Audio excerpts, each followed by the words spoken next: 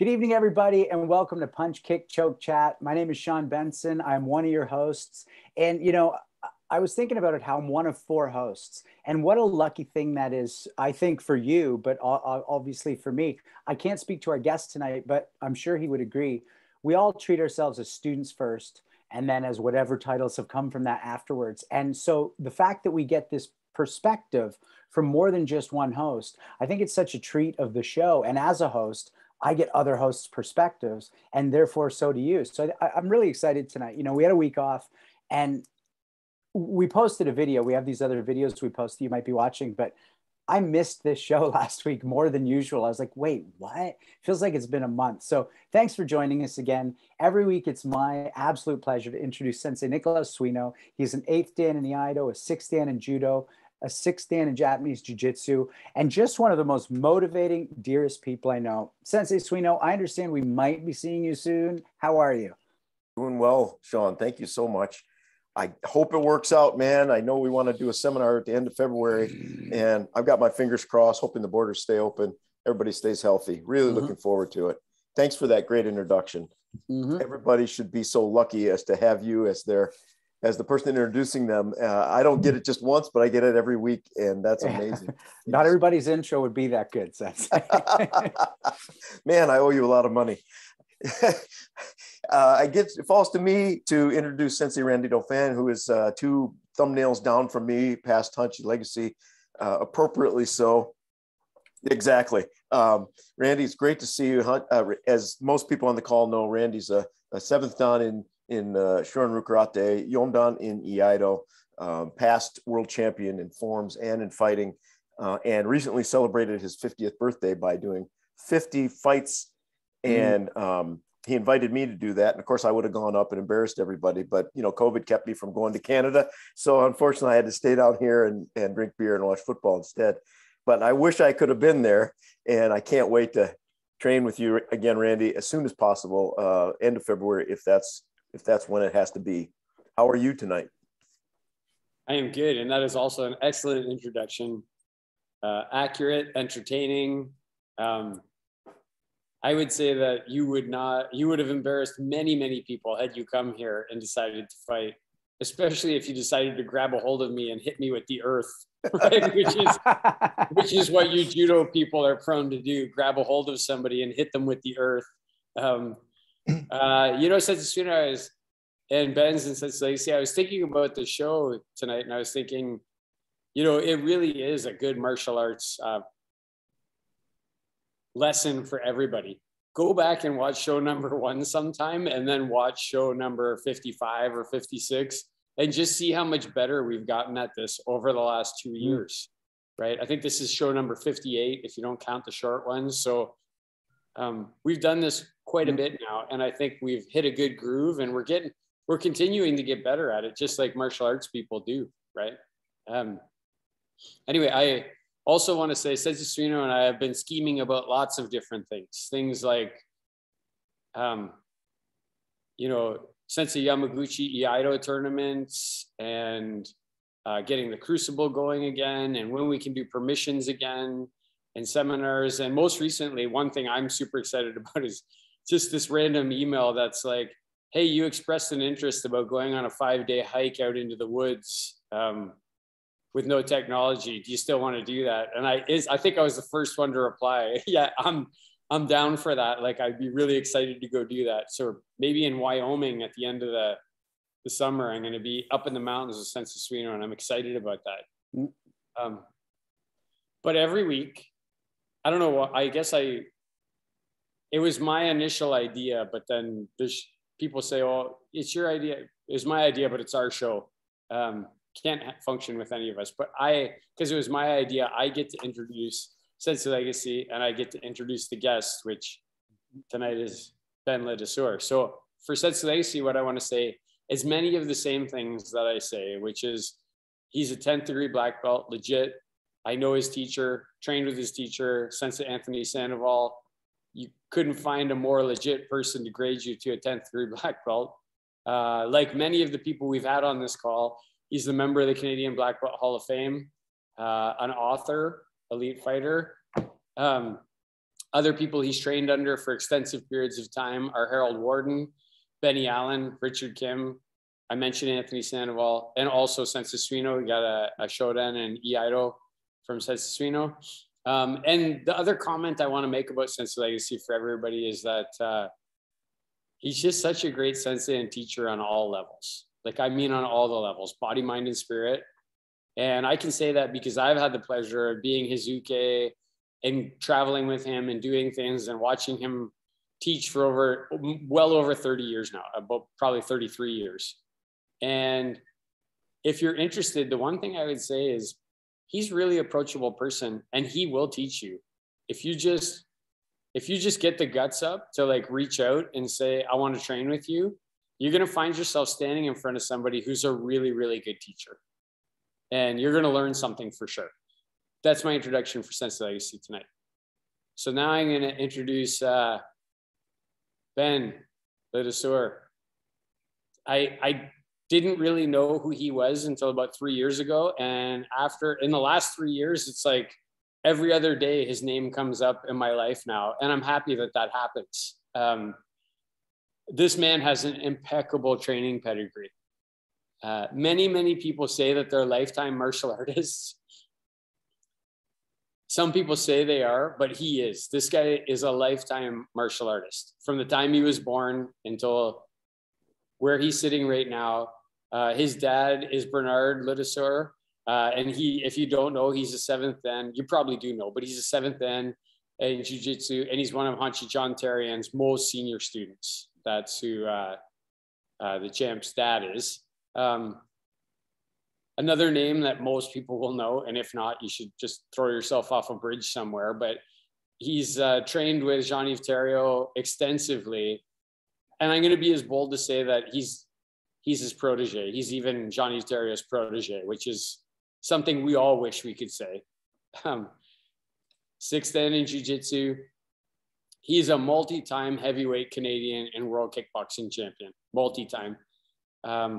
Other things, if you're an instructor or a business owner, he trains over 700 martial artists in his 2 schools.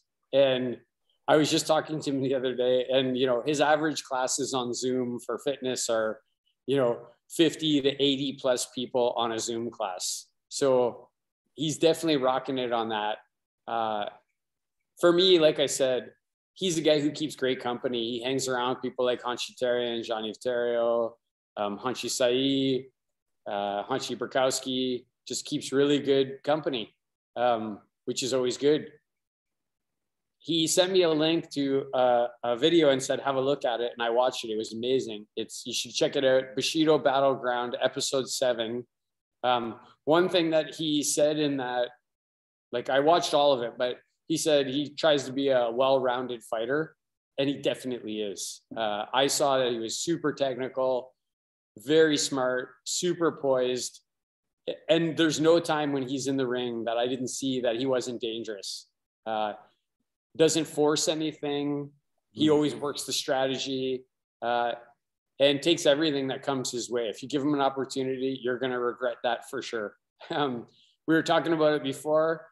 If you were on World Martial Arts Live, I got so many comments from his training session on World Martial Arts Live. I mean, he rocked it.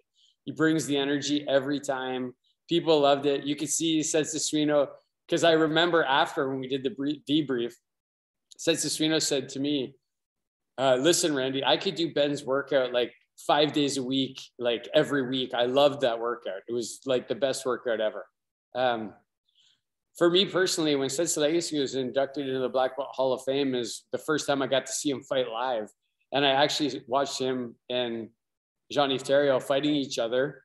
And they did it for what a great event. They did it to make money for Make-A-Wish Foundation. And I think they ended up helping to raise like $20,000 or $30,000 by getting in the ring and fighting each other. And what a great experience for him to be able to fight his mentor and his trainer. Sensei Suino said something a little while ago and said, you can grow a program or you can't. You're the type of instructor that can grow a program or you can't. I'm going to tell you that Ben Ladouceur is a person who can grow a program. Like I said, 700 students. Sensei Legacy and I were in his dojo. It's a beautiful dojo. You can see it behind him right now. It's a beautiful dojo, full, high energy, lots of people, lots of nice people, lots of skilled people, lots of people bringing the joy and lots of people bringing the energy. I'm going to say something. He's handsome. And you know, I know he's handsome is because when we started posting stuff, my female students were sending me like heart eye emojis and stuff about how he looked. So, so he's handsome. But listen, he's super skilled. He trains very hard. I know he trains very hard. He's very motivating. And the other thing I'll say for the group of people here is he just has that fighter's aura. Like when you're standing around him, you know you're in the presence of a fighter. You know you're in the presence of a martial artist. And I'm super excited. Ben, thank you, champ, so much for coming tonight and chatting with us. Sean, let's talk about a couple of other items and then get into this. Great. We'll make the housekeeping brief because I'm excited. First and foremost, you might be watching this on YouTube Live, which is amazing. You might be watching this at a later time or listening on one of the podcast platforms because we're on all of that.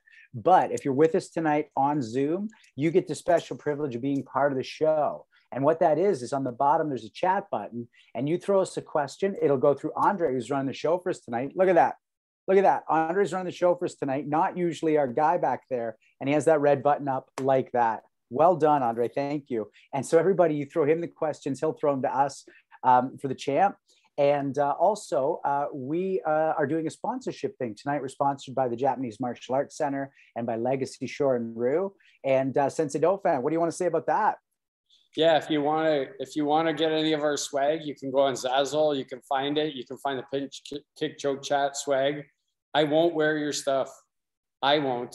Like the Therien Jiu-Jitsu stuff, I'm only wearing this because Sensei Legacy is, and the champ is wearing it.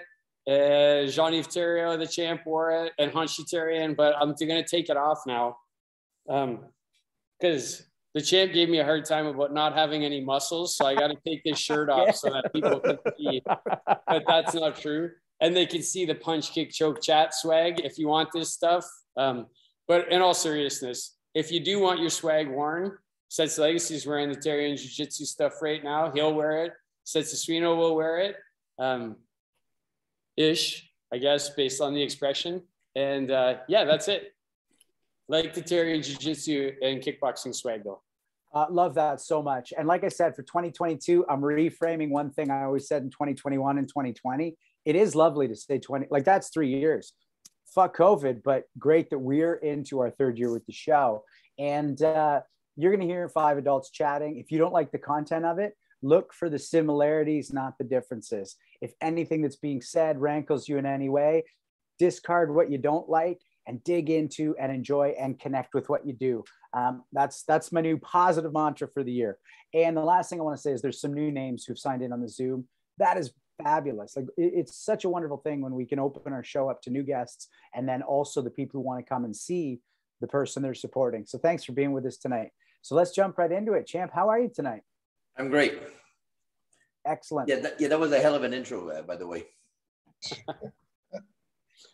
How's it feel to hear all that, that whole list run down and not just your achievements, but your personality? Like, you enjoy that kind of thing, or? I don't really enjoy it. Like, to be honest with you, I'm not a guy that's going to toot my own horn, but I can't. How come we get to drink beer in this show? Nobody told me that. You can do whatever you want, man. Damn. You can do whatever you want. I'm just kidding. Yeah, no, I like a lot of what you said is true. Like, but I'm not alone in that. Like the 700 students, like right now we don't have that because of COVID. We're pretty closed down. But just before COVID, we had that, and that was a team effort. That was a family effort. Our team who did that. I'm not alone in that stuff. So, like you guys know, you're school owners. It's not you don't do that alone. So.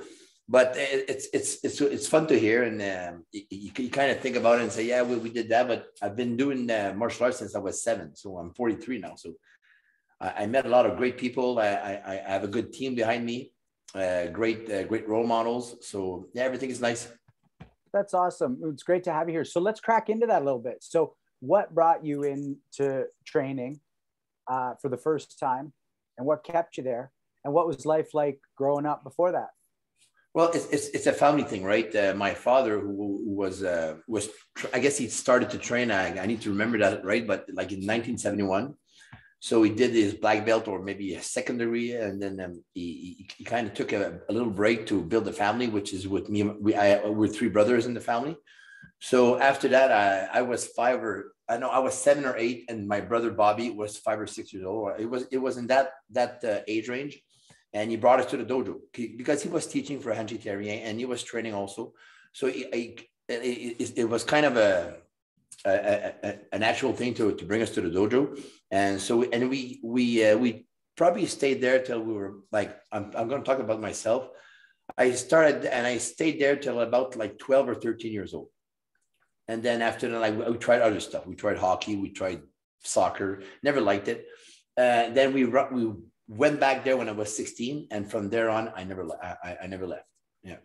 And what kept you there at the beginning? Like, what were you experiencing in your first time around, and what was the thing you were missing from those other sports that made you go, "Oh, I know where to go get this," and I'm staying?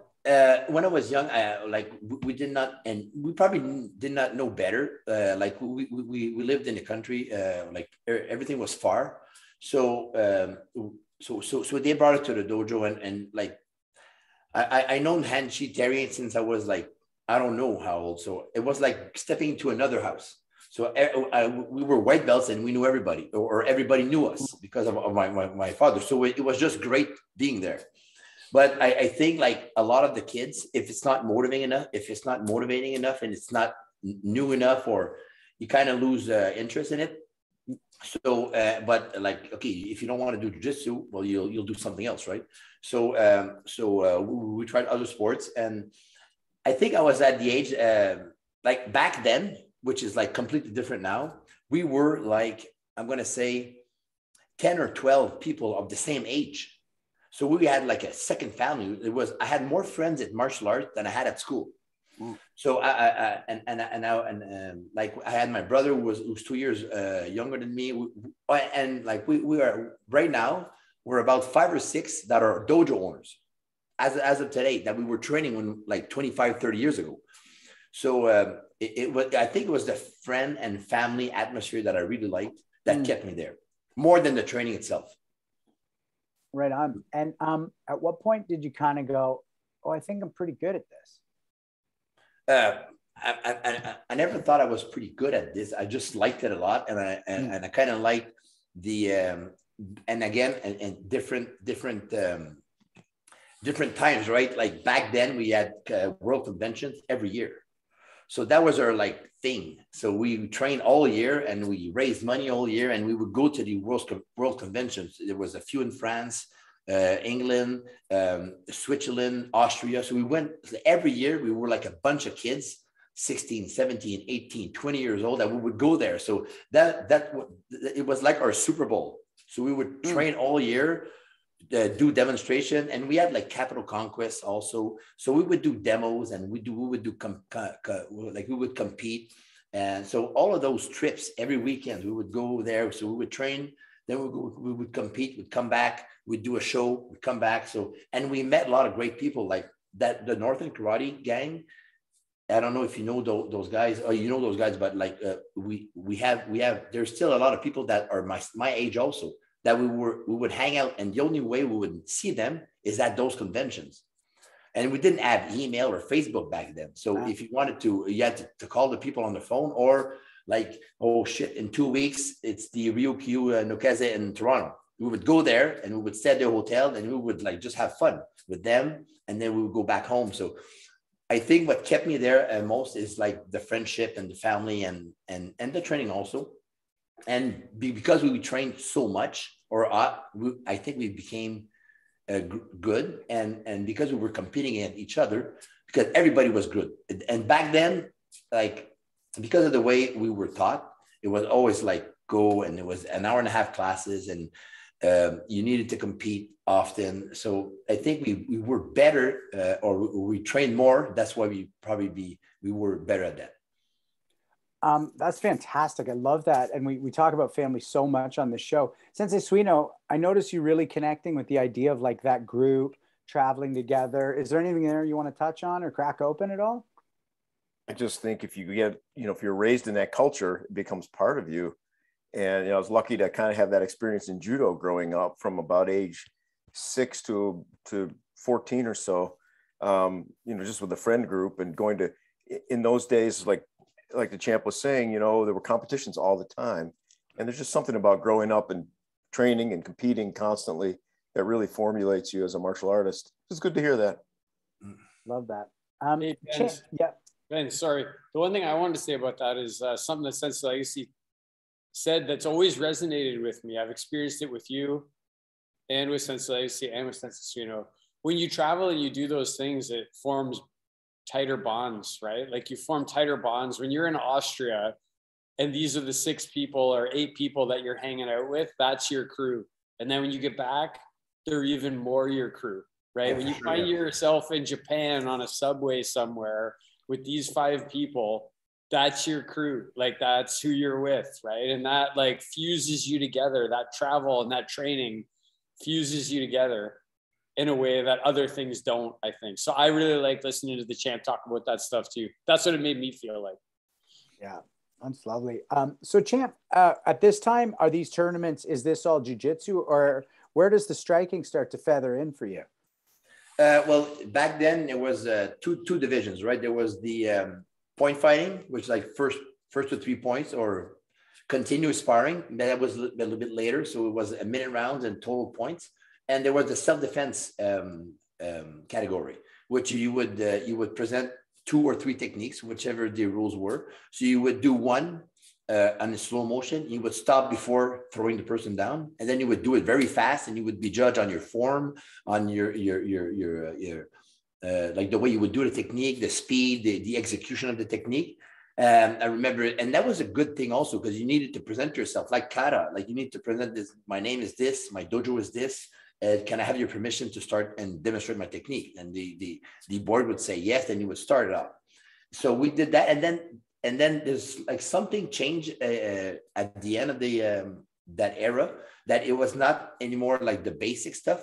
Then we had to like present 5 or 6 or 7 different that it would be choreographed techniques. So then you would be judged on like effectiveness, but still it had to be a little bit flashy, but not over exaggerated. And then that became more interesting, because we were and back then there was not any YouTube, so we would watch movies, and we would watch stuff to start and then stuff, and we fell on our head. We knocked ourselves out because we wanted to try a flip and we couldn't do it. So we did that experience. So to answer your question, I did point fighting and self-defense, and I think it was duo jiu-jitsu. That was the name of the and I think Hanshi Therien called it that. And we kind of did like a Canadian championship in 2000. That was my last competition. And so my brother was with a guy. His name is Alain Moussi. You must have heard about him. They're best friends. They won the duo jiu-jitsu male division, and I won it with it was a mixed division. So I was with Aline De La Rosa, which is the Therien Orleans owner, with Sensei Ellie. So me and her, we won the mixed division. So and then I think that was my last competition about duo jiu-jitsu. And then we opened the school, and Jean-Yves Thériault was teaching once a week here in Gatineau. In that time, we only had one dojo. So every Wednesday he was here from 6:30 to 7:30, and you would do the stuff. So that was because before we opened the dojo, I would train 3-4 times a week, 5 times a week. But as you know, we start a business, there's less time, because we need to look at the phone and wait till it rings. Then it rings, you need to answer it, and you need to be there 7 days a week. And so the training went back, fall back a little bit. And I remember Hanshi Therien would do classes for us, for the dojo owners, every Tuesday morning at 10. So that was good, but we need to rush back because we have day classes at 12. So so my only time I would train, like for me, was on Wednesday night with Jean-Yves. And like, Jean-Yves said, hey, you're pretty good at this, or you could be better at this, or I think you have a little bit of talent. So I'm 22 years old at that time. And I say that story every time I spar with somebody. And after the sparring, the guy says, holy fuck, that was hard. I'm not good. So, and I'll explain that story, and I will explain it to you guys also. So I thought I was good. Like, because you do your jiu-jitsu, you're young, you're 8 years old, 10 years old, 14, 16, you do your point fighting training, you do your dual jiu-jitsu, you come back home with a big trophy, you do all those dual, like those demos in Europe and stuff like that. So you kind of think you're good because you train all your life. But then I went, and then I started to do the fighting with Johnny. And then he said, well, come over to Vanier. That for people that don't know where Vanier is, that just look up the Jean Therien training videos. That's where he was training. It was on the second floor. Hanshi Therien probably said it a 1,000 times where it was. So it was the fight club of Therien, or the fight club from Ottawa. You could not spar there barefoot. You need to have shoes. There was so much spit and blood there. It was awesome. It was awesome. So I went there and I sparred again against a guy that was there for 1 year. He did 1 year of kickboxing. I've been doing martial arts for like almost 20 years. And I remember getting after the classes. I just got my ass kicked. I need to learn that stuff because it's not the same. If you do the point fighting, there's a ref going to say, stop, point, fight. But nobody was saying stop. Nobody's saying, okay, fight. It was Jaime that said, time. Okay, go. So that's where I realized I needed to start protecting myself. Either you start training, because I thought I was in shape also, but it's not the same. So I needed to learn how to block punches, how to move around, how to counter, and how to actually fight, to understand that fighting stuff. So like everything, I invested all my time in this, and I got obsessed a little bit about it. And then I competed once, and then my first 4 fights I won. Same thing happened. I think you think you're good. I fought against a guy in Toronto. I lost. And then I said, okay, yeah, you do it. Either you do it all in, or you just stop and you continue teaching. But I liked it a lot. So I kept at it. And I did what I did. So to answer your question in 2 parts, I started into the striking business, not the striking business, but the striking sport, because I felt that I did not I wanted to be better at that thing. So, and I found out the hard way that I was not. So I needed to train too. Well, sounds like a good thing to have found out for you. Sensei Dauphin, I know you have a thought you want to throw in, or a question. Listen, champ, you said, that you can't remember not knowing Hanshi Therien. That's pretty cool. Like, that's a cool statement to say. But it was coming over at Christmas. I was 3 or 4 years old. Right. So that makes sense to me, right? That you can't remember not knowing him. What was it like? Did you know who Jean-Yves Therien, the champ, was before? I imagine you did know. Oh, yeah. Well, same thing. I remember. I remember Tuesday and Thursdays, he was teaching kickboxing in Vanier. There was 2 dojos, and there was a door, a glass door that would separate the 2. And I remember I was looking at it, damn, these guys are hitting it hard. And he was sparring with the guys. And so we were training our jiu-jitsu on one side, and I was like, oh, fuck. And so it looked, and I knew him because he knew my dad. Like, they're the same age. Jean-Yves and my dad are the same age. So and you know how they are. You met my dad, you met Jean-Yves. Nothing serious between these 2 guys. So as long as I can remember, they're friends also. So I kind of grew up with these guys also. So I was like 4, 5, 6 years old, and Jean-Yves was like, hey, how's it going? Hey, how's it going? He was not the champ. He was a friend. What was it like, though, the first time you stood across from him with gloves on your hands and he had gloves on his hands? Oh, no, if you never sparred with him, and again, I was probably one of the luckiest guys, because or the last people that are really, I could tell you a bunch of stories. But for myself personally, I remember I respected it. Respect is very important for me. And I remember he was feeling like I was respecting him too much.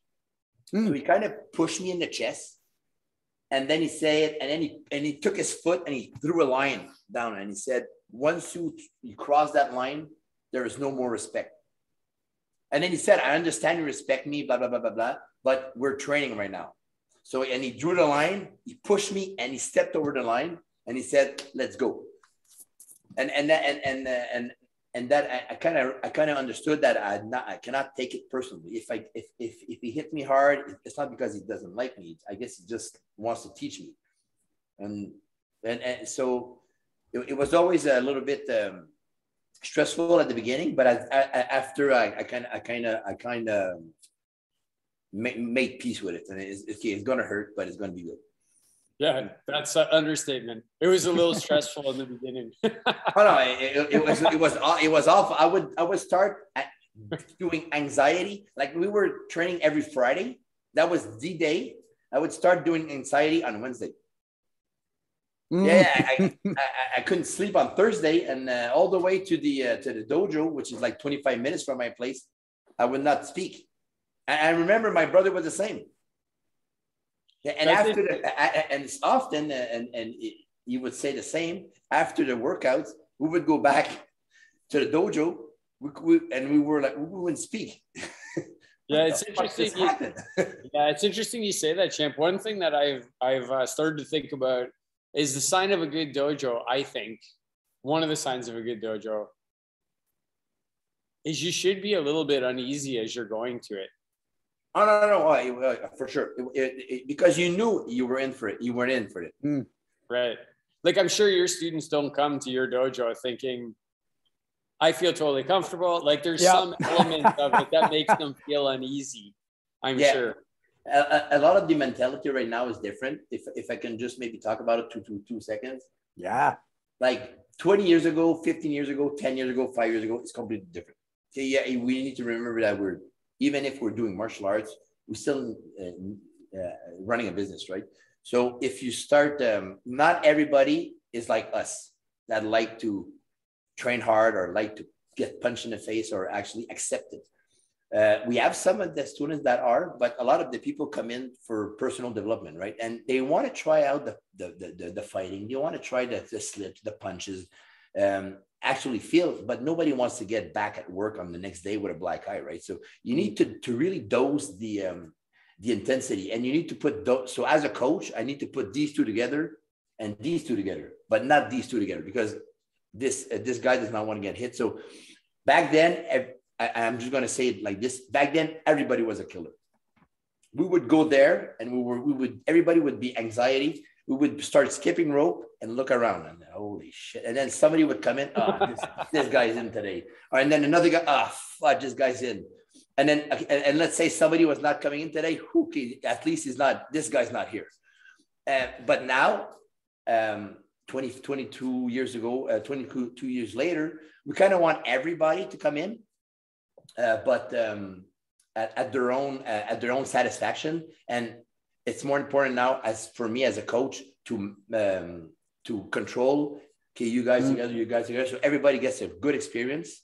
So I think the anxiety is less today. I think I need to have more excitement, and people are looking forward to a good workout than actually being anxiety of getting their ass kicked. That's what I think, anyways. Sensei Copeland just put a comment in the thing and said, "Laugh out loud, awesome." That's what he... Okay. I actually want to take an idea you talked about in Hanshi Legacy. I want to ask you this, your opinion on it. You know, as somebody who you've described in your interview being kind of scared of guys like Billy Hines or whatever for a while, Sensei Hines, and then also there's many more people than you're aware of who've been scared to fight with you. At what point do you keep the respect? And at what point do you go, no, this is now just two people fighting? You know, how does that work in a classical martial art for you? Where's that line? You asking me? Yeah. Oh, as soon as you bow. When you step in the ring, you better be ready. You face a guy like him, if you're not ready, you're going to be part of the mat. So you have to be aware, alert all the time. The other guys, why they're not in the ring is because they're not. That's where the champion guys, they're not very little, but there are little things that a champion does that everybody doesn't do, because everybody goes in and tries to win, right? So. What do you think, Sensei Suino, when a student starts pushing, or do you ever back them off on respect, or do you just let them escalate and you escalate right back? wish I had a good answer. It depends on my age. Now I'm going to unescalate because I'm old and I need to protect myself.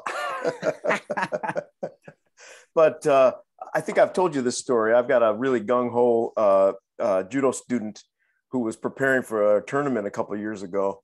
And he just came in and was just laying waste to everybody. He was so charged up because the tournament was in a week. And I said, okay, I'm going to teach this guy a lesson. So I went out, we bowed, and I just cleaned the mat with him for 20 minutes.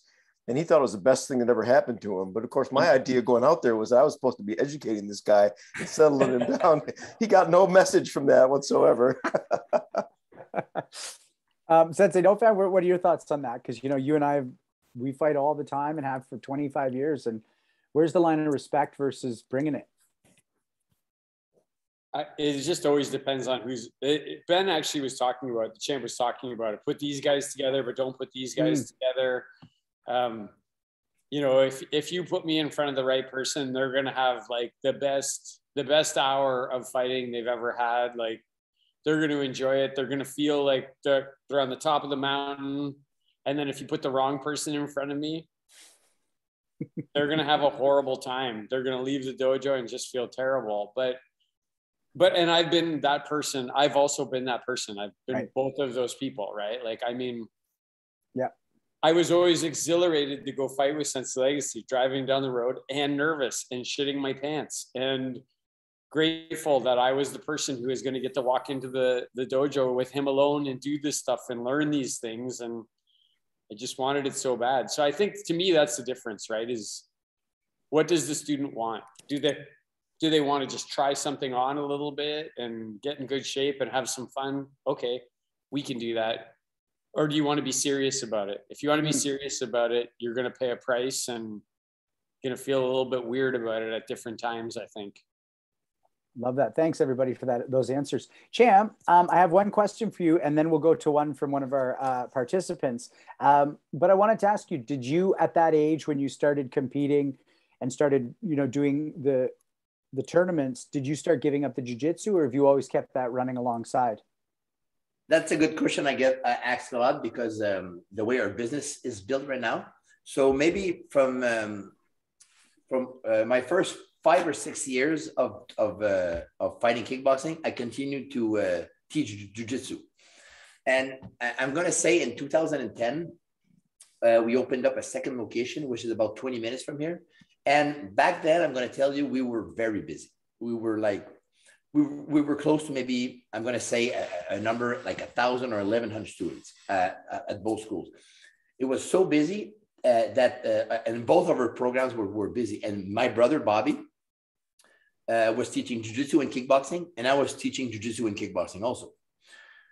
And we needed to separate. So he was in Gatineau, I was in Hall, or vice versa. And it got to a point that, and this is more of a business aspect, it got to a point where, let's say, a parent would ask me, when will my kid get a stripe? And I would answer an answer. But my brother would not say the same answer. So then the parents said, well, Ben said that, or Bobby said that. So I'm like, oh shit, we need to get our shit straight. So, and it would be the same for kickboxing. We would test people on kickboxing. They would ask something to my brother. They would ask the same thing to me. Not in the same day, but maybe a week or two apart. The answer was not the same because either I did not have time, I was not at that location. So by force of nature, we needed to say, okay, well, I'm going to take care of the kickboxing program, and you are going to take care of jiu-jitsu. So whatever jiu-jitsu question is not, I'm not answering that, you are, and whatever kickboxing question, you will direct that to me. And as of today, even today, that's the way it works. I have 100% control of the kickboxing, and he has 100% control of jiu-jitsu. And that's the best way we found out to run 2 successful programs. So by the force of it, I stopped teaching jiu-jitsu because I took over all of the kickboxing. So I needed to find staff. I needed to find coaches. I needed to train the coaches to replace my brother who was not training anymore. And so I kind of left that out a bit. I always like to train, but the less you do it, the less motivated you are doing it. And personally, I prefer the sparring, the training aspect, the conditioning aspect that kickboxing brings me more than what the traditional jiu-jitsu, which I love a lot. And I will never turn my back away from it. But I kind of like at 43 right now, the physical benefits that the kickboxing brings me more than what jiu-jitsu brings me. Right on. And then Sensei Suino, you are a Japanese jiu-jitsu guy. Do you guys do the same style? What is that? Would you guys connect on that at all? I think you do Therien Jiu-Jitsu, or is there we do it a Karen style. Yeah. So I do Nihon Jiu-Jitsu from Sato Shizuya Sensei. So a little bit of difference in the style, I'm sure. Right on. So we've got a question from one of the people watching. For you, champ, from Ted Smith, Chang Pak versus Rufus changed North American kickboxing forever. What Canadian match changed the Canadian kickboxing forever?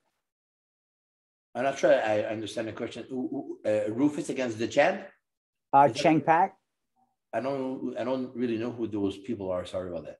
I think he was Muay Thai, and the leg kicks maybe were so they changed how people thought about the way that looks when people are fighting. So in any case, that match isn't super important to the question. Can you think of a match that changed Canadian kickboxing, like a significant event that made people look at it differently, or, oh, wow, we can now move this way no one has yet? Yeah, I don't know if you guys know that. And well, you probably know because you watched the thing I sent you over, but the kickboxing we would be doing is the below the waist.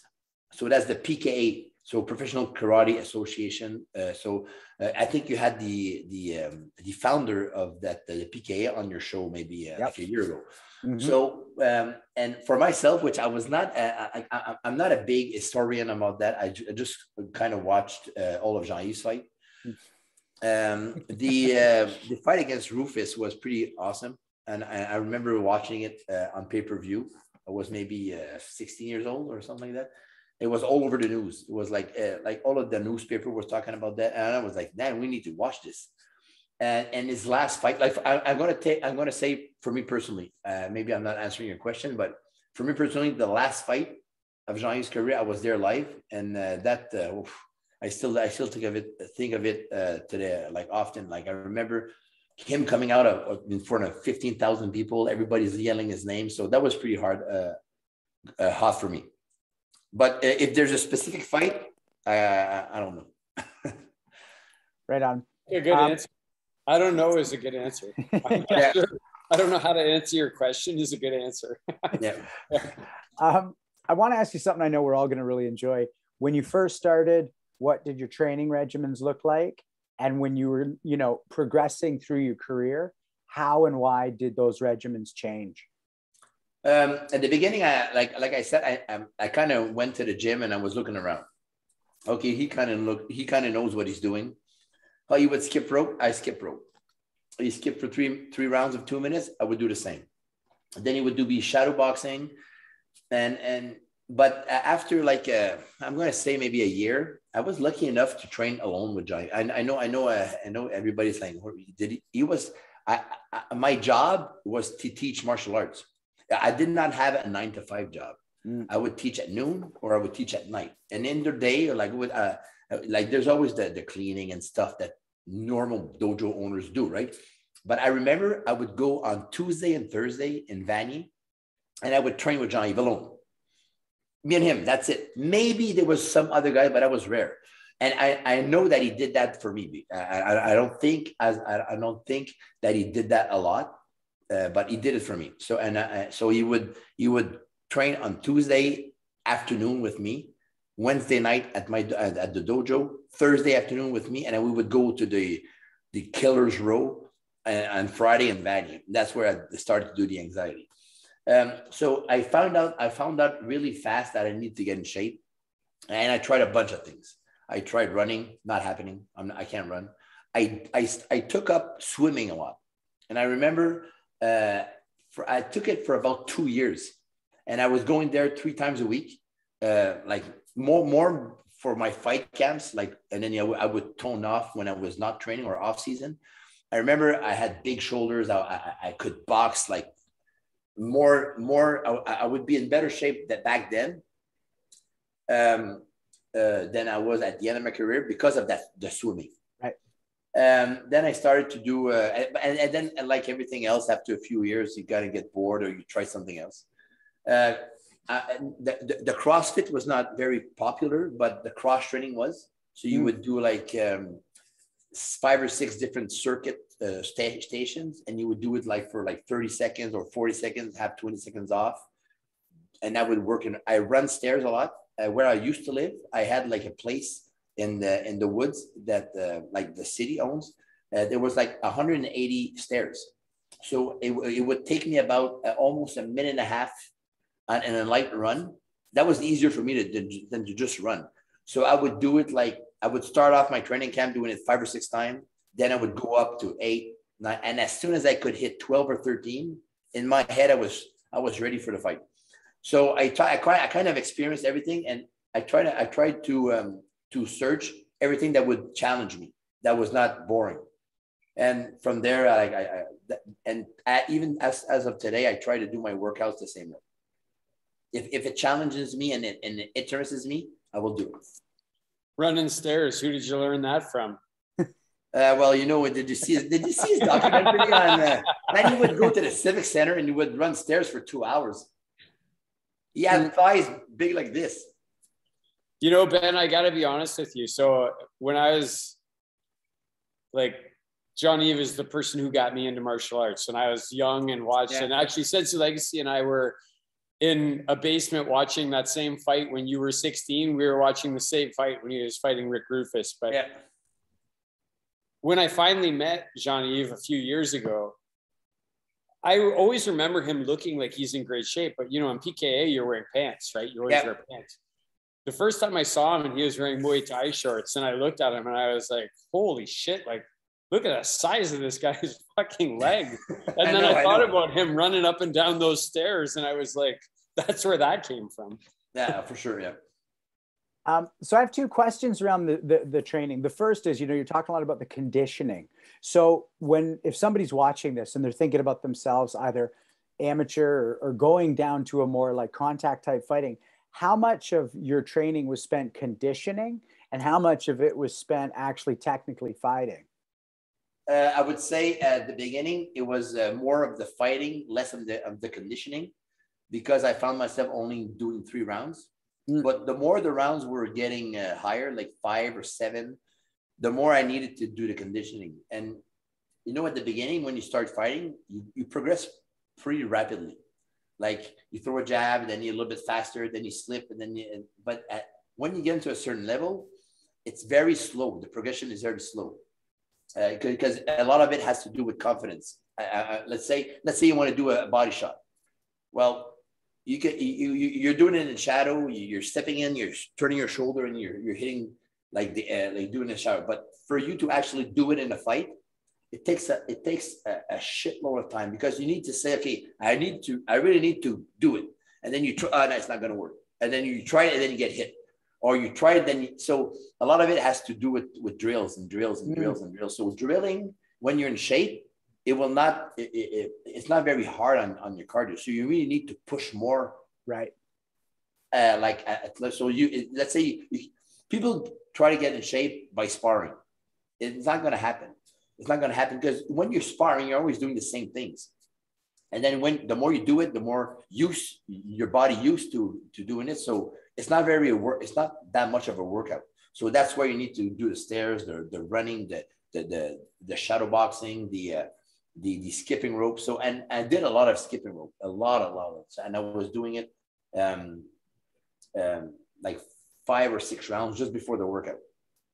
So yeah, and at the end, like, because we were doing higher rounds, my focus was more on conditioning than the actual sparring or drills. And a typical workout with Jean-Yves would be 45 minutes of conditioning at the beginning. Then it would be 3 rounds of jabs, 3 rounds of jab counters. So like people would throw jabs, and then you would counter it so now we're up to 6 rounds. Then you would do jab counter with kicks, and then you would do 2-3 rounds of sparring. That's it. So you would never spar that much. Like it was more on drills, jab counter. And so at the end, when you get to the fighting, well, you're already 80% done. So you would just get the feel of it, and then, okay, stop. Then 2 days later, we would go back at it. So conditioning, my answer is conditioning is the most important part. Right on. And then that actually touches a little on the other question I had about that, which is how much contact were you doing in sparring, and how important is it to get hit hard or not very hard as you're leading up to the fight? So if we talk about a fight camp, let's say it's 6 or 7 weeks. First 2 weeks, very light, almost no sparring, just getting back in shape, getting your targets back, your timing back. A lot of shadow, a lot of movements. Then for like 2-3 weeks after, it's pretty hard. Like it's almost full blast. And every round is important. Then maybe a week before, then we tone it down because we don't want to get hit. And a week before the fight, no fighting. And the reasoning is behind that is because like you don't want to peak too early. So the week before the fight, I remember Jai would say like, just mitts, shadow boxing, that's it. I'm going to try to say it the most politically correct, but we're all adults. It's like you would stop having sex for like a week. And on Saturday you're getting the chance to have sex. So it's the same thing. Like you would spar 4 or 5 times a week, then boom, no more. Saturday night comes in, okay, let's go. You talking about fighting now, right? You want that damn fight. We're talking about fighting. You want that fight. You want that fight. Sorry about that. No, that's great. That's great. Love it. Yeah. Any times where you got rocked more than you wanted to in a training camp and you were like, oh crap, or any injuries you had to contend with where you sort of went into a fight less than peak? And injuries are pretty much part of the whole thing, and you get to live with it, and that's okay. Rock solid. Often I would say my brother did the most part of the damage. I don't know if you know him, but he's like 6'5", 6'4", 235 pounds, and he's hard, he's strong. And there was other guys. Jaiv broke my nose twice, and the second time he broke it, I had a visor, and he broke it through the visor. So, but no, it's just part of the sport. Yes, I was rocked. I never got knocked out. Once I got the guys. He just came up and he gave me a headbutt right here, and I was not knocked out, but I remember my arms feeling like, what the fuck just happened? But it was just like headbutt. That's it. But you need to understand that we were a team, right? So when you start really wailing on a guy and he's not coming back with punches, then you just stop, or you just like fucking take it easy. Nothing's gonna come good from just beating the guy's ass, especially on the confidence level, because everybody has off days, right? Like sometimes you could just like, okay, let's go. You at the same time, but sometimes you just don't feel it. You got in a fight. We have an argument at the dojo. I got in an argument with a parent. I got an email that said, well, your course is not good, and I would take that personally. And you would bring that to the gym, and you're just not feeling it well. But the other guy's fucking in shape. So you have to have the good coach say, you know what, Ben, okay, that's good for you today. Go do shadow boxing, punching bag, and then leave. Yeah. Or one of the good things that I would do is I would start skipping rope. If I was skipping rope and I would never lose my foot, and I knew it was a good workout. But if I started after the first round, I would always I would not skip properly. I would always get tangled in my rope. I remember throwing my rope and it's like, I'm not training today because I know it's not going to go well. So yeah, I was all over the place with that answer. I don't know if I answered the question. Oh, absolutely. And it actually brings up something I'm curious about, like how dark could it get during a camp, and how would you get through that darkness, that psychological bucket? Yeah, I don't think I was never. I don't think personally I was ever as dark as Jair was, as the Iceman. He was pretty dark, but I never hated the guy. So it was just more. You know what? I think it's more myself. How good or how better can I be than this guy? I don't think I never had any dark times. Scared as hell all the time. Always scared to fuck. You can easily just say, okay, what if I go to the ring, I fall down and I hit a chair and then like stupid things like that, right? But never in the dark places. Yeah. Right on. Hey, I'm glad. Champ, I got a question for you about that, about the dark place. Or did you ever stand across from somebody and say, fuck, I wish I had trained a little harder for this guy? Never. I love it. I can honestly say never. I knew you were going to say that. I mean, that makes so much sense, right? Because that's the thing you can control is your training. Yeah, for sure. Yeah, exactly.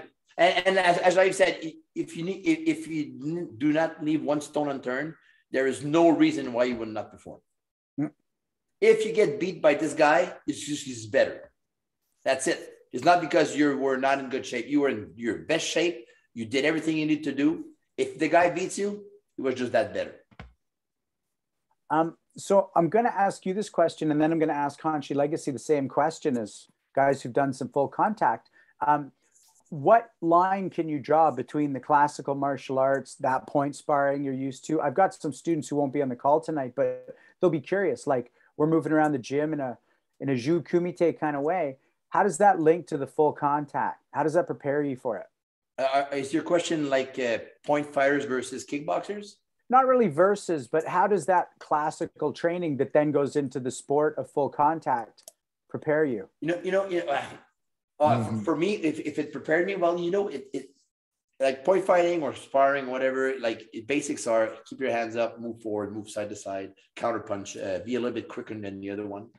But there are damn good point fighters that are very quick and it probably happened to everybody. You go from Ottawa to Montreal, you go into a tournament, bang, bang, bang, 3-0, go back home. Fuck. Yeah. Okay, and that happens, right? And it's part of competing. But I think the most important thing is like you need to, for people to do both would be probably be hard. I'm going to talk about myself. I have students here that were great karate fighters.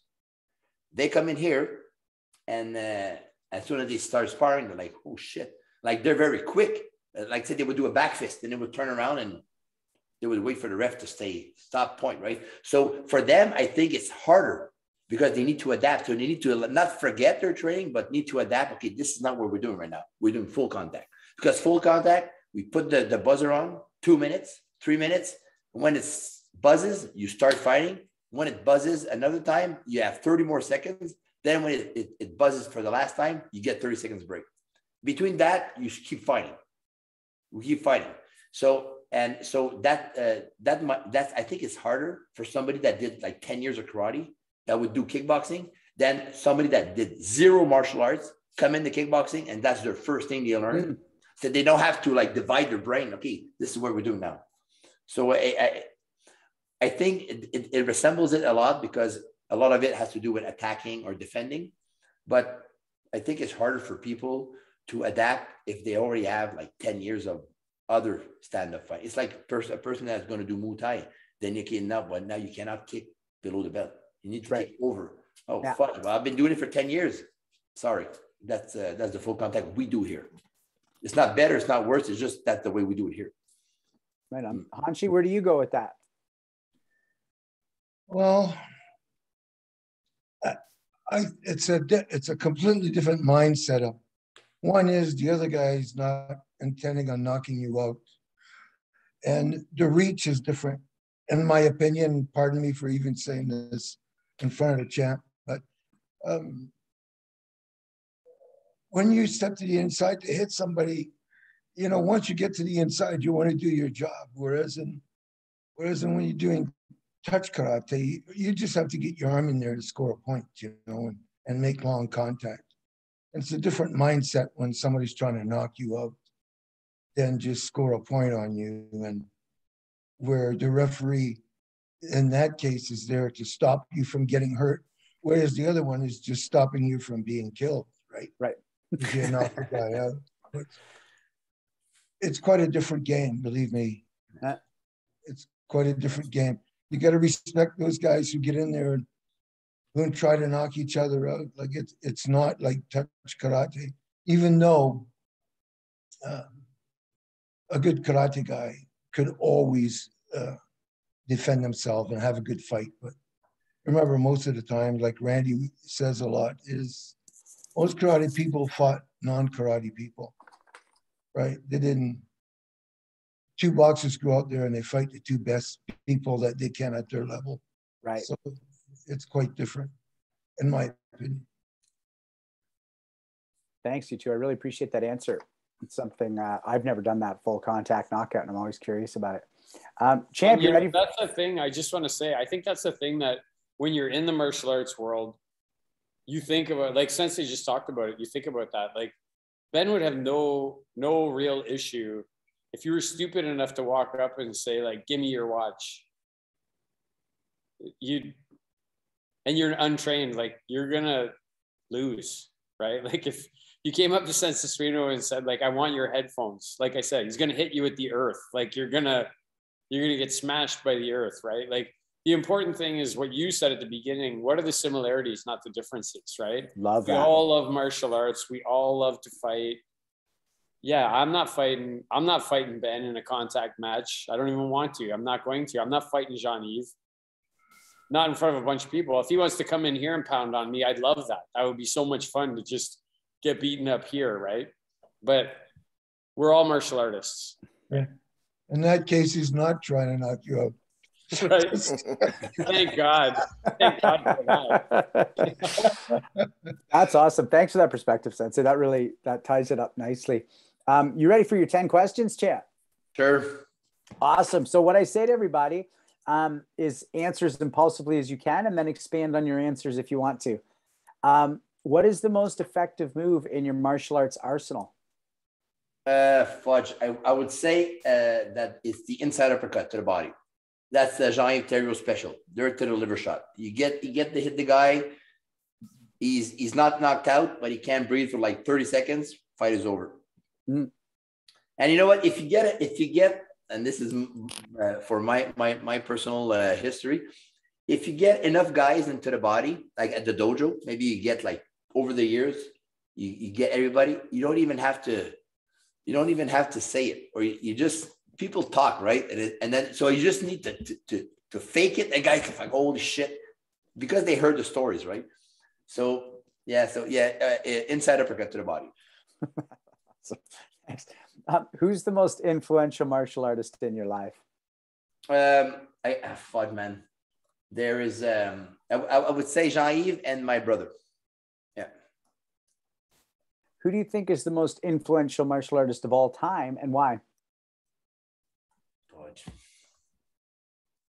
Like I said, I'm not an historian. I don't really. It's not that I don't care about it. I just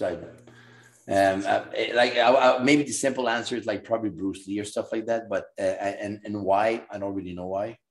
But he kind of brought mainstream to martial arts. So probably one of the reasons, I cannot say it's because of him we did martial arts, but kind of the reason why martial arts school became what they are today, and we can probably make a living out of it because of that. Yeah. What excites you most about the next 5 years of your training? Fudge, man. I don't, nothing excites me. Just getting in shape, and like when you're 30, when you're 35, 40. So I just hope that I get to be in the best shape I could when I'm 47 or 50 years old. Yeah. Mm. And you need to understand that all of us, even you guys, I'm sure that we need to lead by example. And if I can stay in shape the best I could, well, that's my best. You're a good teacher if you can lead by example. So if people actually believe in you because you can do the stuff, you look good and you look in shape, well, they'll probably follow you more, and you're more credible. So I just need to train for myself and be in the top shape so people believe in me and they follow me everywhere, or actually follow me into whatever ideas I get. Right on. If there's an afterlife, what would you like your creator to say when you get there? Man, it was a good guy. he did everything. Put himself in second place for a lot of people. Mm. Yeah. Yeah, love that. Do you have a favorite film and television martial artist? Martial artists? No, not really. No. Right on. Do you have a martial artist in all of history, whether they're living or dead, that you would like to train with the most? I think I would. No, the answer is no. I think I was lucky enough to, in my lifetime, to have trained with so many good people. I don't want to be cliche and say Jean-Yves, but he's the one that had the most impact in my life. But for my martial arts training personally, I would say Jean-Yves. But for my professional martial arts as a teacher, I learned a lot from Hanshi Therien and Hanshi Burkowski. The way and even Hanshi say the way you need to train martial arts to learn martial arts, but also when you're a professional martial arts teacher, you need to get courses from people that are great instructors. That's the only way you'll get better at teaching, is to be taught by great teachers. So like everybody can teach a punch, everybody can teach a kick, but the way they teach it, that's what I was mostly interested when I was in my 20, 23, 24. I needed to be a better teacher. So I needed to train with people that were great teachers. Yeah. If everyone in the world could get the greatest benefit martial arts has given you, whether they train or not, what benefit would they get? I would say discipline and focus. Yeah, and everything. Like if you're focused and you're disciplined, you cannot do anything. It will always be good. Yeah. Last two questions come as a pair. What is your greatest achievement and your greatest regret? Boy, I think like the world title was great.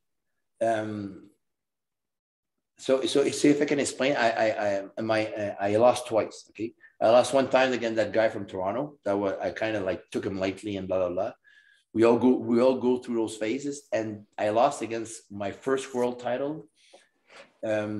First world title was against a guy from France, and this guy was a machine. But I knew I could have beat him. I knew like 7 times out of 10 I was winning. But that day I did not win. I lost a split decision, and I remember I had a rematch like 5 months later, and like 2 weeks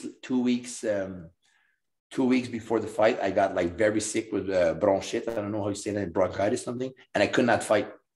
So my greatest accomplishment would have been to beat this guy, and my greatest regret was not fighting him the second time. Yeah, but winning the world championship was great for myself personally and for all of my students, because it was a big thing. Yeah. I love that your greatest achievement is knowing how that fight would have gone. Oh man, yeah. Anyways, you know, we've had a lot of guests on, including Hanshi Legacy, who were competitive, were champions, and then chose a path that was more about something arguably classical, but fundamentally as an instructor, as someone who knew it was time to pass it on. And it's awesome to talk to martial artists a little older who are talking about they did that. But you're a martial artist who really recently hung up the gloves. But you seem super at peace with the idea of being the teacher. Like 90% of what you've talked about tonight that wasn't competition is teaching, being a better teacher. How was that transition for you? Was it difficult to go, I'm not going to be fighting that way anymore? Or was it already laid out for you that I'm good, I'm just teaching anyways? You know what? Honestly, like my last fight was the professional fight in Montreal. And if it would have been for that, I would have probably stopped fighting. But you never know for a fact if you're done. Like, honestly, I think if Jean-Yves would have asked me, I would have said yes again. But then COVID hit. So I think now it's been 3 years. I think at my age now, it's pretty much over. And I mean, I am at peace with that. But I'm lucky enough to make a living out of it. If I'm not fighting, I'm teaching fighting, or I'm fighting with the fighters, or I'm answering questions about fighting. So I'm still in it without being in it and getting hit in the face, I guess. But it's like somebody that trains, but it works at a 9-to-5 job or whatever business he owns. And when he stopped fighting, well, he does not have the same lifestyle as he used to have. I still have the same lifestyle because every day I come in the dojo. Every day I teach kickboxing. Every day I hold pads for people. So I think it's easier for me to say, okay, I'm done, than if I would not be in the situation I'm in right now. I still think you got another great fight in you, champ. You're big and strong and fast. You're in the prime of your life right now. I was funny. I'm 185 when I was like the best. I'm 212 now. But I did not wait. And I did not. For the past like maybe 6 or 7 years, I've been very focused in the weightlifting. I kind of developed a new passion for it. So I really like kickboxing, but it's hard to do both. How old are you, champ? 42? I'm 43, yeah. 43, yeah. Yeah. Right in the prime of like your man strength and yeah, exactly. I've never been stronger than right now.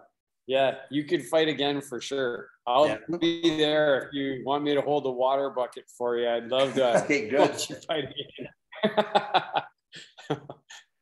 again. Sensei Dauphin, you have a question right now too, as well. Champ, one of the things that we've had so many champions come on here, or people who competed, like, either kickboxing or karate or judo or whatever it is. You were talking about different events.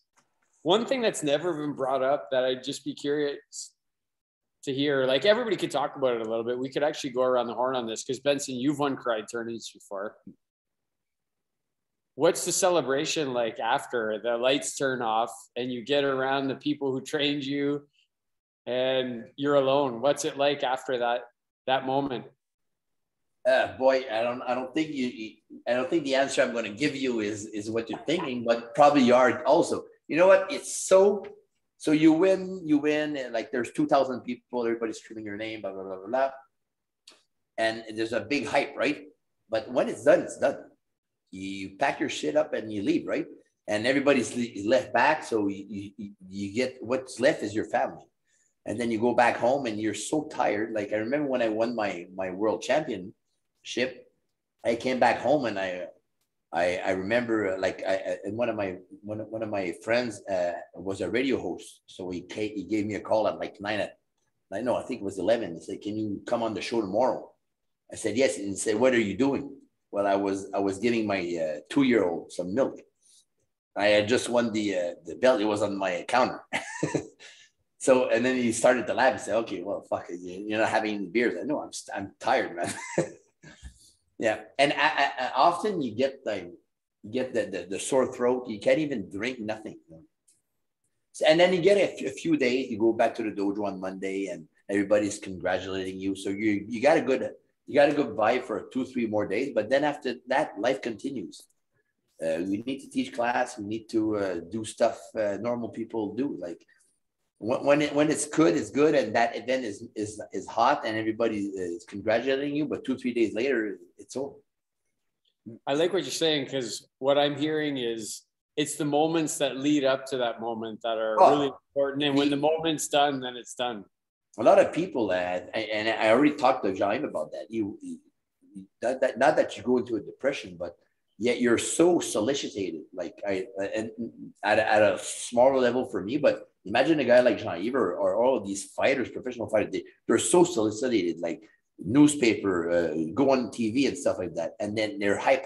They do their fight. But then after that, like 2-3 days later, there's another fight coming up, and the other people are more interested than you. So I think you would get into a depression, or I would imagine, anyways. I'd never been through that because I was always with the gang here. I would fight on Sunday or Saturday. Monday, I would have 50 people on my mat. So really, and everybody would be talking about the fight for like a week or two. Yeah, I love that. I'm always with the gang. Yeah. Sensei or Sensei Suino, you have any thoughts on that? Sensei Legacy? Any thoughts on after the lights turn off? Oh, no. Don't ever were that bright for me anyway. Nothing like a world championship like that. But mainly, to me, it was the excitement of maybe that last technique or having won. Just being declared the winner, you get that big that big rush that finally, okay, they're going to stop it all and I'm going to be the winner. And then after that, once you walk, myself, when I walked out of the ring with the trophy, it was then become a problem, right? Something you've got to hang on to all the time. Take it home and put it. I mean, those are nice things, but in reality, about it being over, it's like Ben said, you're the winner for that second, and then after you go home, you put it on the counter and feed the kids. Life goes on. Exactly. Yeah. It's a lifestyle. It's a lifestyle. Before we go to you, I'm going to let everybody know that Sensei Legacy took all of his trophies at some point. They took a front end loader and dug a hole at his farm and threw all the trophies in the ground and then buried them all under the dirt so nobody can find them. Whoever owns that farm today, if they start digging, they're going to find a bunch of karate trophies and wonder what it is. Sensei Suino, what do you think about that stuff? When I was fighting, like judo, I was so young. I don't really remember what that was like. The biggest stage that I ever won on, right, was in Iaido in Tokyo, competing against 1,000 Japanese people. And that really resonated with what you said, Champ, about being with your gang, because I didn't have a gang. I was a single guy in Tokyo competing against Japanese people, and I would compete in these tournaments and win and, get a certificate and a trophy, and then get on the train, I get on the subway and go back to my apartment alone. It was pretty lonely. Because the mission was over for the time being, right? I was exhausted. But happily, next Thursday I had to go back to my teacher's house and train and have a glass, sake with him. And then you're just, okay, that was good, man. Back in the routine. But there was a day or two of loneliness after the big wins. Sean, what do you think? You won the Matsumura Challenge. That's I did. To win. I'm super proud of it. It was a deep division. It was 4 fights to win. I'm my own man. You all treat me as such. I have a big life, but I'm your student and I'm Hanshi Legacy student when it comes to karate, always. And for me, what it really was about, I was like, great. I'm so glad my training paid off. I really focused that year. But it was the fact that I listened to you, Sensei Dauphin. I've talked about that. Like, I won by doing what you told me to do. And that for me was huge. And similarly, like, that lasted, yay, I'm glad I listened to my teacher. I'm getting better at that. I hang on to the losses more though. It's like, shit, like those mistakes, I need to go work like for a year to undo that. The win lasted a day.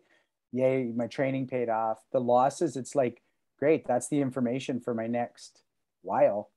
Because there's information there that I need. I like what you said about the losses. If you asked Ben, he'd say he remembers vividly every person he ever lost to, but he might not remember every person he beat. Right? Like, I don't remember every person I won against, but the people who beat me, I know them by face, by name, like instantly. As soon as I see them, I'm like, I know who you are. You're the guy who beat me. What about you, Sensei? Me? Yeah.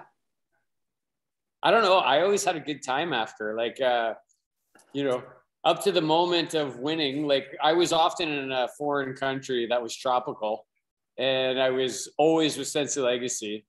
And so the food and the drink was abundant after we had won the championship. And I say we, right? Like, after we had won the thing that we went to the other country to win, it was really good. A lot of fun to go back to Sensei Legacy's hotel room and just scream and yell and jump up and down on his bed and be super excited.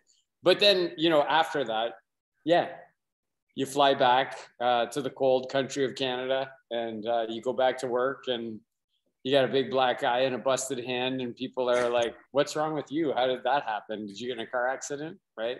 But yeah.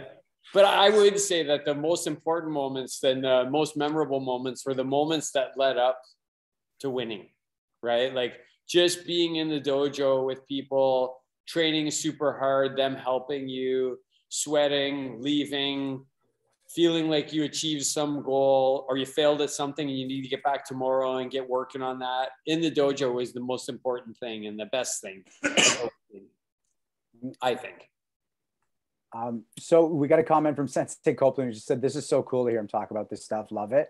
And then a question from Bob Ladouceur, who, you know, we've heard a lot about tonight, and I'm really excited to ask this question. How did you feel when you fought your idol, Jean-Yves Theriot, in the ring in front of a big crowd for a good cause, the charity?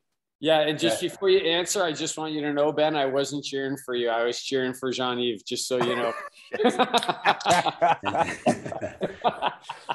I felt honored. And I don't know if people know that, but so he asked me, like, there's a story behind that. And like, and when he asked me, I felt honored. And then he said, like, it's for a good cause. And I know this guy for like 30 years. And we had sparred 1,000 times, and it was never fun for me. So as soon as I said yes, I said shit. And then he said, okay, we need to start training, right? So yeah, okay. So I go to the gym, and I think he hadn't put the gloves on for like maybe 5 years. I'm gonna say a number, 5 years. So and as soon as he put the gloves on and the hat on, I went back like 15 years. I was stressed, and I'm not gonna say he lost speed, but he was fucking fast, and he was, and I was not ready for that. So I came back to the dojo. I said, "Okay, man, we need to."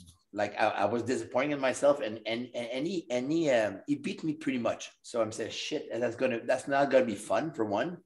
But I need to get my shit back in order. So I remember that night, say, "Okay, next time I'm gonna try this. I'm gonna try this. I'm gonna try this." I went back like 2 days ago, and it was a lot better. So I was happy. So I said, "Okay, we have 4 weeks. This is going to be a great show."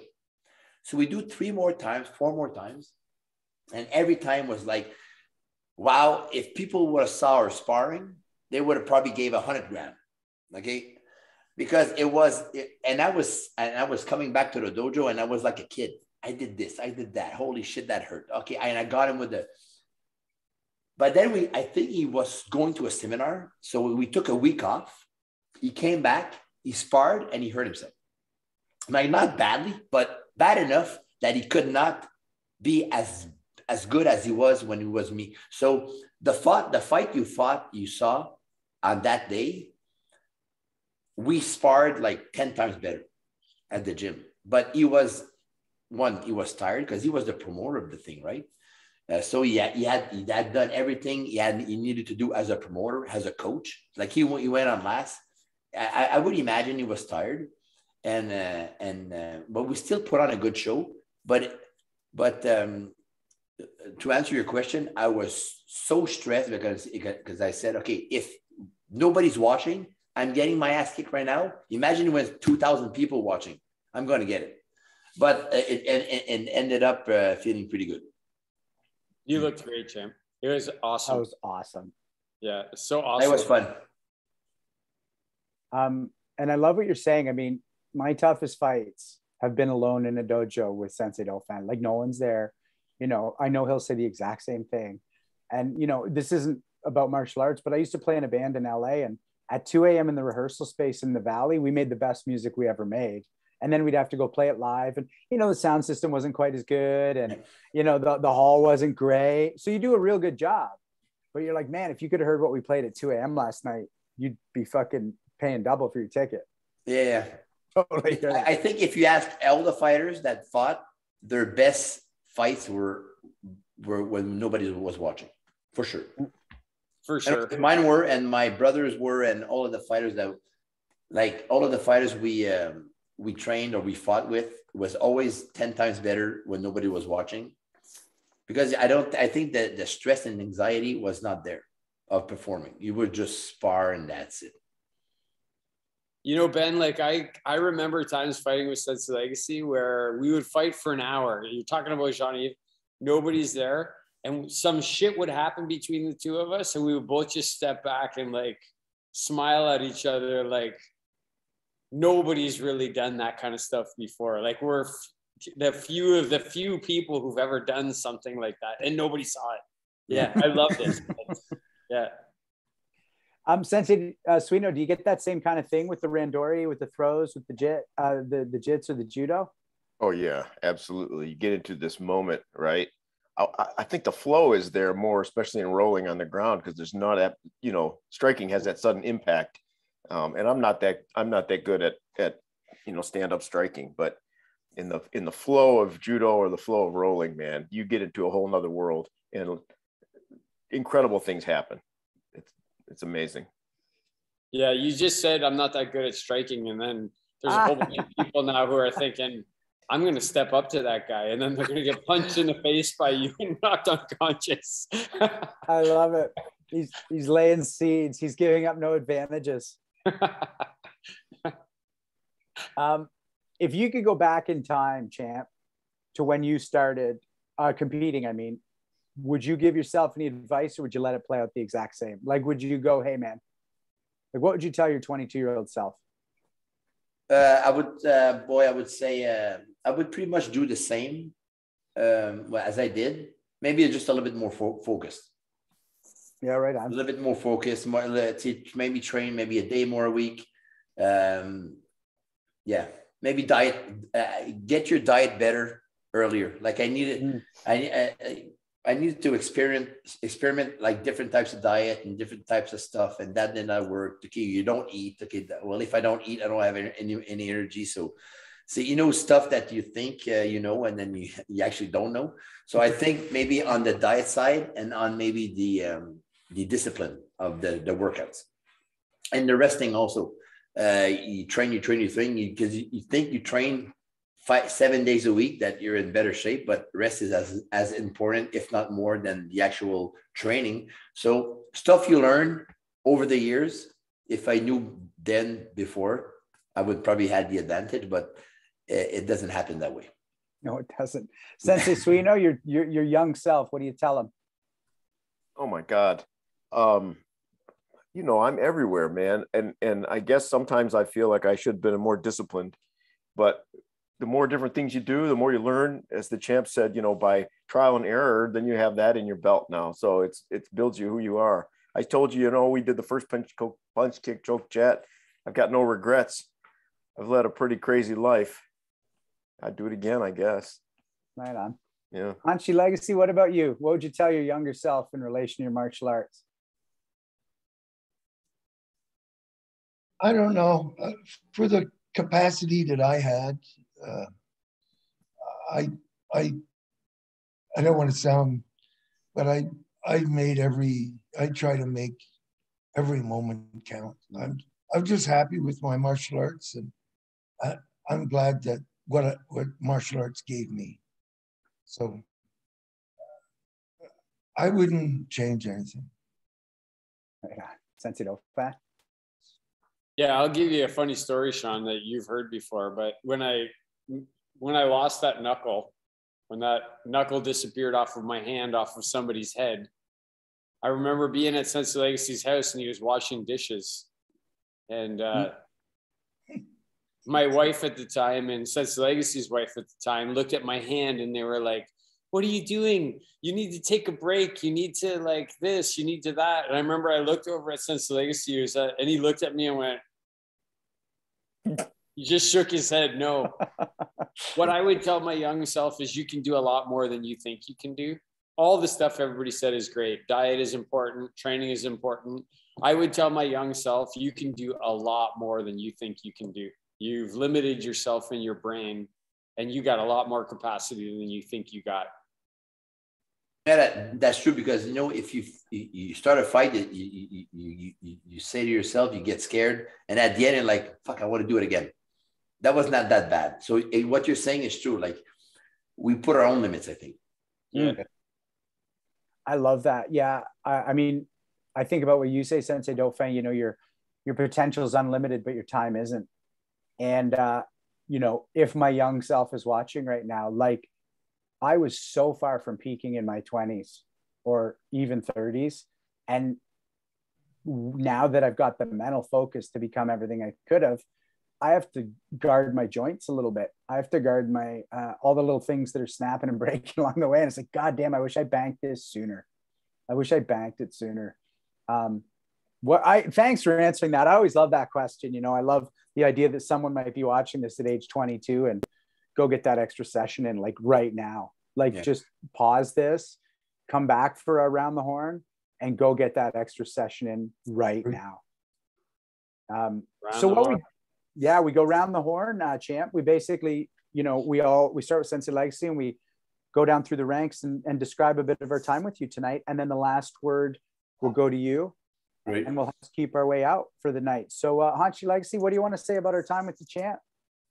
Oh, I loved it, Ben. I was watching you train and listening to you. Your training says a lot for the way that you talk.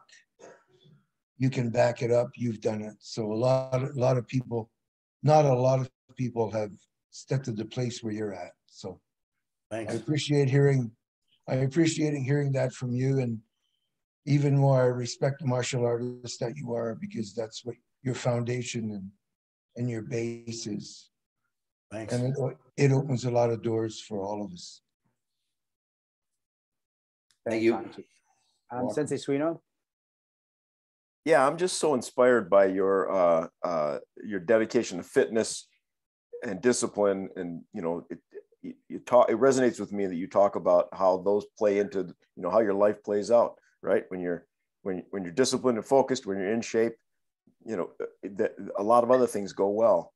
And just ever since that World Martial Arts live session and today, I'm just inspired by it. I think it's the right way to live a martial arts life. It is. Thanks. Yeah. Sensei Dovat? Ben, listen, man, you're a deep guy. Like you say, oh, I'm not a student of history and all those things, but the things that you say, a lot of them are very philosophical. When you talk about your youth and you know, we're praising you for having such a successful dojo and so many students, and you're like, well, look, it's not me. It's a team effort and it's a family effort. Like you throw praise back to other people and you don't like just heap it on yourself. When you talk about your youth, I think it's awesome. I almost can see how you lived your life and how grateful you are for that life, going to those world conventions and training with your family and your dad and being around Hanshi Therien. And then as we start shifting and talking about, you know, where you're going to train with Jean-Yves, where you're training with the champ, and you're saying there's so much blood and guts on the floor that you can't train in bare feet. You got to actually put shoes on to do that type of fighting.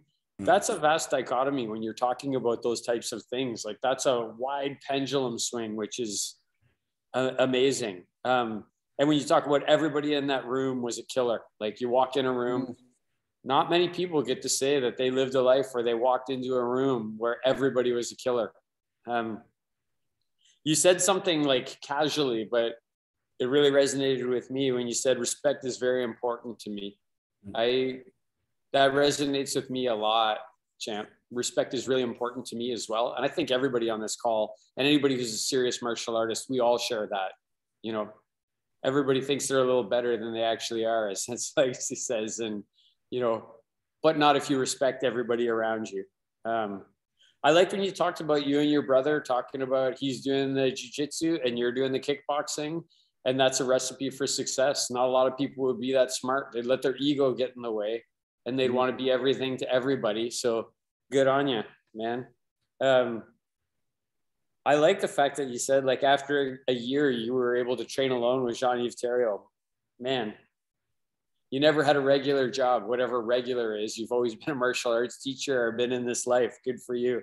You're the first person that said that they use swimming for conditioning that I thought, fuck, I'm going to get to the pool and I'm going to start swimming. Like that's, I'm a good swimmer, and I haven't swum for conditioning for a while. That's good. I like that you're into, like, you did the CrossFit stuff, you ran stairs. I liked what you said about in the beginning, it's more important to fight and your conditioning is not as important. And then later your conditioning becomes more important and your sparring becomes less important. That's a good lesson, I think, for people as they're progressing. I'm sorry, I'm just going to say, Ben, I really liked your analogy for a fight camp, that it's 2 weeks of conditioning, 3 weeks of super hard fighting, and 1 week of no fighting. And you related all that to sex, because that made it really good for me personally. I liked our discussion on point fighters and contact fighters, and then how it all boiled down to people who have a conflict. If you do contact fighting or point fighting, or you just train hard, you're going to be able to deal with those knuckleheads that don't do any training. And we're never going to be fighting each other seriously anyway. We're just going to be having drinks and training together. So we don't need to worry about that, right? Your influences, I like that it's Jean-Yves Thériault and your brother. It's good that you say your brother. That's awesome. I said the same thing as you, and Sean asked the question about who would you want to train with, and I said I already trained with them. I love that. That's the best, right? Now is the time, and who you're training with and who made you who you are, that's the people that you want to train with, not some long lost person that you're not really sure about. I'm going to end really quick, but listen, when you said everyone can teach a punch or a kick, but how they teach the punch or the kick is important. And as a teacher, you need to learn from the best teachers, and those people that you named, Hanshi Therien, Hanshi Burkowski, Jean-Yves Thériault, Hanshi Sai, those are amazing teachers. You've had great role models, right? Focus and discipline for everyone. And the last thing I guess I'll say is just the best fights you have are the ones that nobody sees. Everybody should take that away. Those are the best fights everybody has, are the ones that nobody sees. And Ben, I can't wait to see you, man. I know I'm going to see you again soon. Great. And yeah, same thing. Yep. I love this night tonight. It was so much fun chatting with you tonight. Thank you so much for giving us your time. Thanks for having me. Yeah, I'm just going to add a couple quick thoughts and then we'll go to you, champ. I actually wrote down Sensei, now is the time. Like on your answer on the 10 questions, like 100%, like now is when it's happening, and tomorrow it'll be even better. And, you know, Sensei Legacy touched on it, like you've walked the walk. Like to me tonight, you're just an example of that phrase, a lion doesn't need to tell you he's a lion. Like you're just factually describing things you've done, and it just emanates out from you. And then the last thing, you know, again, you mentioned not being a student of history or not paying too much attention to those movie martial arts or whatever. And I love that. Like, it just seems to me like you're very focused on living fully what's right in front of you and not getting too distracted by some broadband. And I think that's something you talked a lot about, like training before the internet and that kind of thing. And I'm like, oh yeah, I kind of miss those times when it's like, I don't need to know everything going on in the world. I just want to know what's going on right now, right in front of me, and how can I make myself and the people around me better. So I really appreciate you reminding me of that tonight. Anything you want to go out on before we do just a little bit of housekeeping? Well, for me personally, I was a little bit stressed about being here tonight. When Sensei Dauphin called me up and I said, I hope you have another guest because I don't have anything to talk about. And then he said, everybody says that. And first thing you know, we're down an hour and a half. So, and you were that was true what you said, because it went by like that. So, and I guess it goes out to you guys that you know how to make people comfortable, because I'm not the guy that likes this stuff that much. I'm very comfortable doing my stuff that I'm comfortable with, right? Or confident doing it. So I could teach a class here. I could teach like 100 people in my dojo. But Hanshi Therien says, okay, you're going to teach at Capital Conquest. What? Because I don't know the people. But, you know, by doing it, same thing as training, you get better at it. You build your confidence. So by you having me here tonight, well, it gives me something else to work on, and maybe just more confidence about talking to people that I don't see or I don't know. So, and talking about myself, I'm not the best guy at it, but the more you do it, I guess you build confidence around it. And with people like you guys, it's easy. Yeah. It's great to hear. Thanks a bunch. I just want to give a shout out to Robert Schlumsky, Mike Russell, Victoria Feth, Justin Shea, Alden Adair, and our man behind the scenes tonight, Andrei Sedashev. They help us with all our posts, with our promotions. They make sure everything's running on all the outlets, the YouTube, the podcast. So we're so excited that they're there. Sensei Dauphin, tell us what's coming up and then maybe say goodbye for us. Okay. Yeah. So if one thing I want to mention that we didn't mention is if you haven't checked them out, go on our YouTube channel or go on Facebook. And we got shorts out there with like super prominent martial artists discussing topics like Hanshi Therien, Hanshi Burkowski, Sensei Copeland, where we just crack open a topic. And so if you're a serious martial artist, you want to go check those out. It's not a super deep dive. Like you don't have to commit a lot of time, 45 minutes. I guess today 45 minutes is a lot of time when the average goldfish can only last 9 seconds or something, right? But anyway, you should still go check those things out. Next week, we're going to do a house chat. So I always look forward to those. It's going to be a lot of fun. And then we're going to take a week off. And then obviously I'm sending messages to people behind the scenes, and we'll take a week off, and then we'll come back with a lot of things. And Ben, you got a lot to talk about, man, and a lot of people want to hear about it. So I'm glad that we could make you feel comfortable, and we're really interested in your story and other people's stories. So that's why it gets comfortable, right? You don't got to talk. We're going to ask you. All right. Thanks, man. Yeah. Can't wait to see you. Probably in March. I think we're going to, Hanshi and I are going to be down there in March, and we'll get to see you then. So yeah, send me a text and we'll do something. We'll drink one of these that you didn't drink tonight. That's it. Yes. Good night, everybody. All right. See you later, everybody. Thanks, everybody. Thank you. Thanks a lot. Thanks, champ. Bye.